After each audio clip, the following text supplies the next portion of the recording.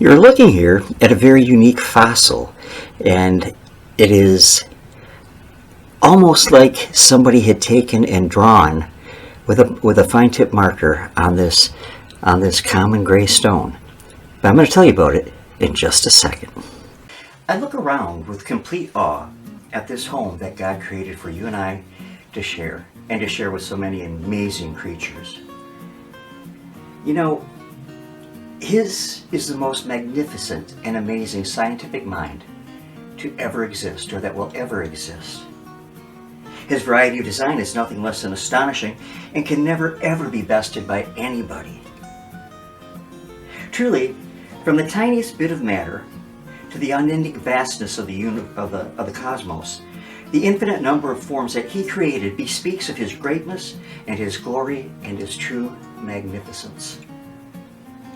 Here, I will show you, or I have shown you in the beginning, one organism in the form of a fossil that He led me to.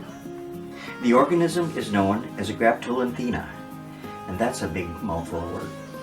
Let me tell you, because I stumble over that a lot. But when I'm out and about, I have developed a habit of looking through landscaping stones for fossils. You see, I walk a lot. And the stone is all over the place. If you go to a doctor's office or you go to a hospital, bakeries, banks, there's always landscaping stone laying around. And I've never had anyone get upset with me for pocketing a few rocks. Well, one particular hot August day a few years back now, I was looking through the stones at the Huntington Bank here in Saginaw, Michigan on Gratiot Avenue. It's not there anymore.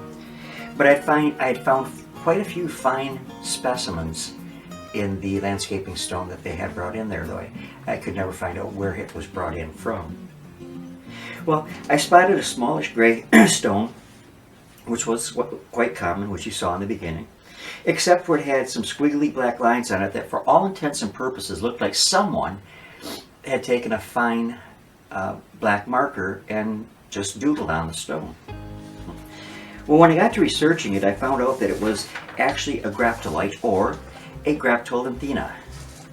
Now, these are colony animals like corals, but without the hard skeleton that the coral secretes. Science places them chiefly in the Upper Cambrian period through the Lower Carboniferous era, also known as the Mississippian, which is all just to say they're extremely old, but not as old as the scientists think, because I believe, and you may think I'm stupid, but that's okay, but I believe the world is only 6,000 to 12,000 years old, and these are not as ancient as scientists would like you to think. It fits into their theory of evolution, but it doesn't fit into the facts of creation. So, interestingly though, but not really surprising, the name of the creature comes from the Greek words graptos, meaning written, and lithos, which means rock, as many of them, such as my specimen, resemble hieroglyphics that are written on rock. They are now extinct, meaning, of course, there are no living organisms in the oceans of today. They were dwellers on the ocean floor. Their size varied from between 1 to 6 inches. However, a few have been found up to 30 inches long. The specimen I showed you, if it was laid out, stretched out, would probably be about maybe 4.5 inches long. But a few, though, astonishingly, a few have been found that have been up to 30 inches long. And incredibly, as many as 5,000 individual animals lived in each colony, made up of a collagen skeleton, which is the same thing as our fingernails are made up of. And that's an incredible number because they're little tiny, almost microscopic creatures, like the polyps on coral. The actual animal that secretes the coral is teeny tiny, and it has these little tentacles that come up off from it that sting and catch food and draw it into the animal for digestion. So these were similar in that respect. So they are believed to have been filter feeders that strained water for food such as plankton, and they are also believed to have moved vertically through the water column for efficiency in feeding and also to avoid predators. Well, that's the Graptolite, and this is God's awesome creation.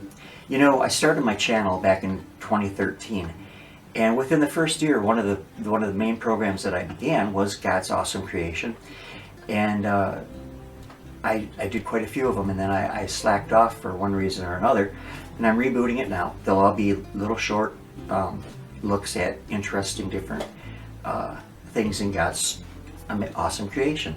So if you enjoyed this, please subscribe and click the bell icon so that you're notified of any new video releases of mine.